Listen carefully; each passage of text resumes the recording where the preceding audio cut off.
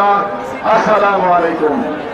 আপনার বাড়ি আছে না শুনিত হইবে কি শহীদ আগুন মারার আগে যে ঐক্য আমি বনপাড়ার মাটিতে দেখেছি, আমাকে ওয়াদা করছি আল্লাহ বাংলাদেশ জিন্দাবাদ।